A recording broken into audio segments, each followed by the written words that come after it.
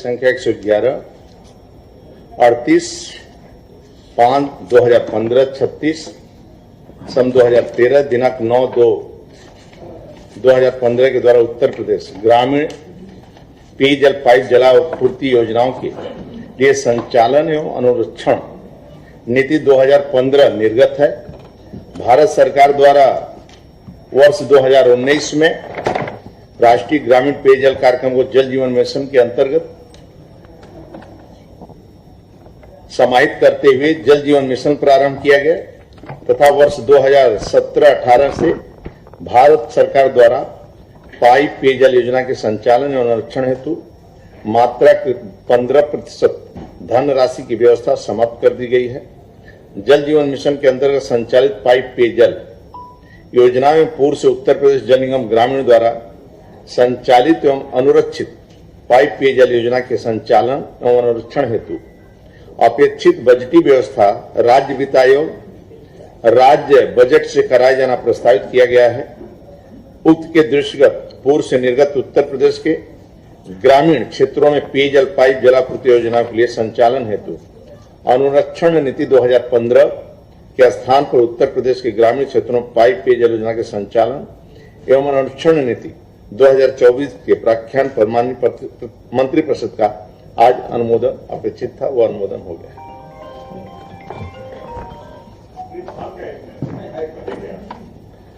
जो हमारी जो जल जीवन मिशन है इसके बाद कैसे चलेगा, इसके लिए ये सब योजनाएं आज उसके मंत्रिपरिषद में पारित हुआ है कि ग्रामीण और ये जल जीवन मिशन इसके अंतर्गत कैसे इनको पेमेंट होगा और इस सब विषय पर पूरी चर्चा हुई। जितना हमारी लगभग जितनी योजनाएं हैं 96/2024 राजस्व ग्रामों के पाइप पेयजल के माध्यम से जलापूर्ति किए जाने का कार्य प्रगति पर, इसमें 11,526 योजनाओं में से 22,935 ग्रामों में कार्य पूर्ण हो चुका है। तो जिस गांव में कार्य पूर्ण हो चुके हैं, जहां सुबह शाम पानी सप्लाई हो रहा है, उसके मेंटेनेंस के लिए, उसके बाकी काम के लिए आज जो हम लोग मंत्रिपरिषद में प्रस्ताव लिख रहे हैं।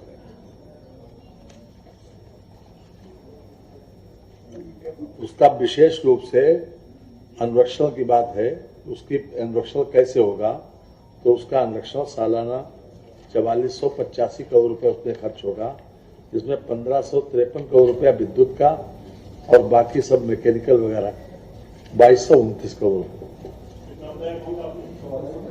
4485 ये विशेष जी। लेकिन हमारा सोलर ऊर्जा के माध्यम से लगभग 90,000 करोड़ रुपए की बचत भी होगी। आज जो हम सप्लाई कर रहे हैं, हम सौर ऊर्जा के माध्यम से कर रहे हैं। यदि नहीं सौर ऊर्जा, फिर हमारा बिजली भी है और डीजल भी, दोनों लगभग 90,000 करोड़।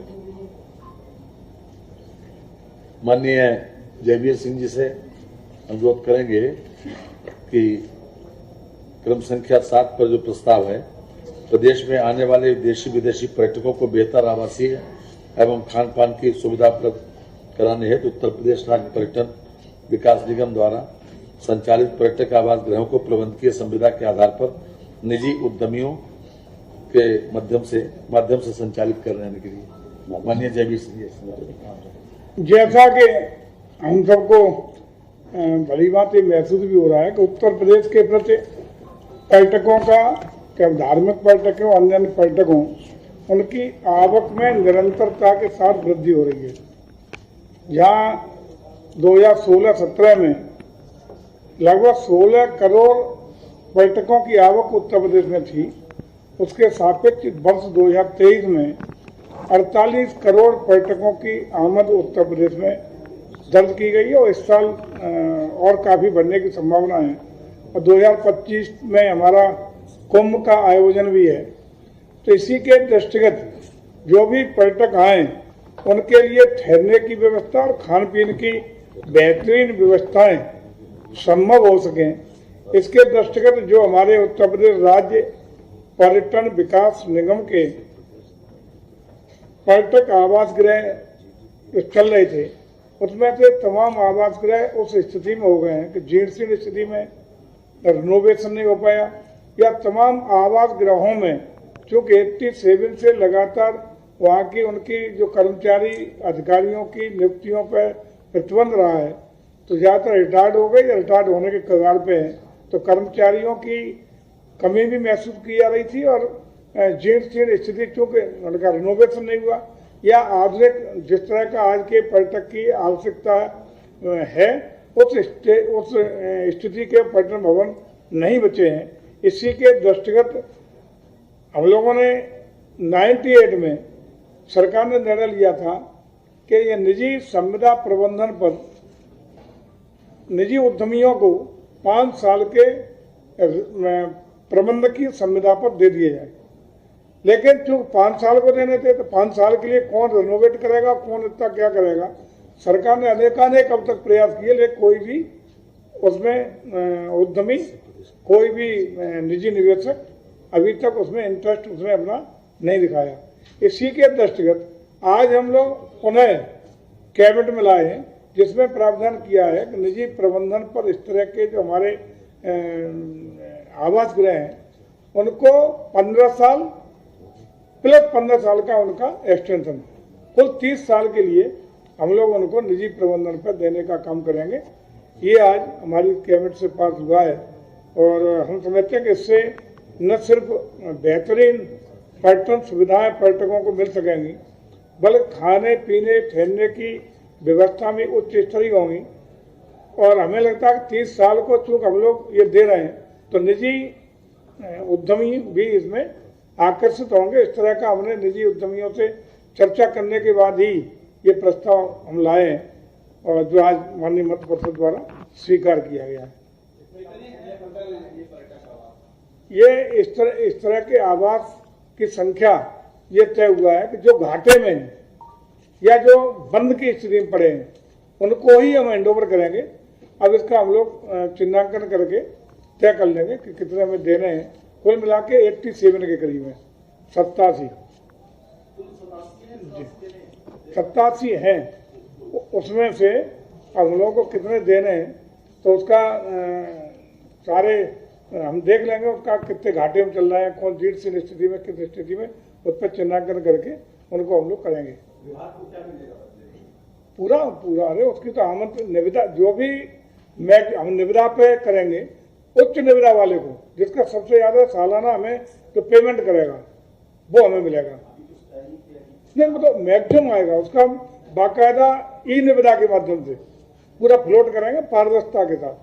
उसमें जो मैक्सिमम वाला आएगा उसके लिए करेंगे। धन्यवाद। गोपीगंज, दोहरीघाट, ये तो 5 दिन और अभी ये बढ़े हैं, तो पुराने वाले तो उधार दिया है ना, बढ़ गए। हाँ जी, आप बोलेंगे। हालांकि ये बता दें, पहले जिनके प्रयास हुए बता भी दूं कि जिनमें हम लोग प्रयास किए थे 5 साल के लिए, पहले जो जियो हुआ था जिसमें प्रयास हुए थे उसमें पर्यटक आवास गृह बदायूं, गोपीगंज, दोहरीघाट, गाजीपुर, आगरा, गढ़मुक्तेश्वर और झांसी, इस पर लगातार प्रयास होते रहे थे, लेकिन कोई भी निवेशक इसमें आया नहीं।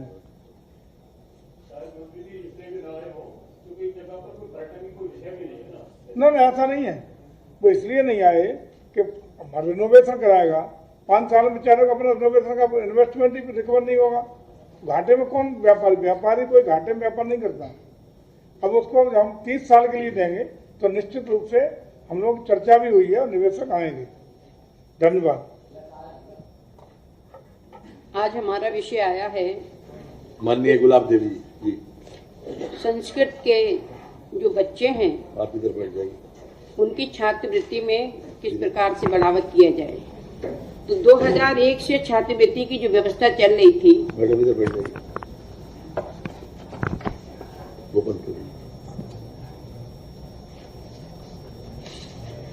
2001 से छात्रवृत्ति की जो व्यवस्था चल रही थी उसमें अब संशोधन करने का प्रस्ताव लाया गया है। और चलिए खबरों में आगे बढ़ते हैं। खबर लखनऊ से है, जहां लोक भवन में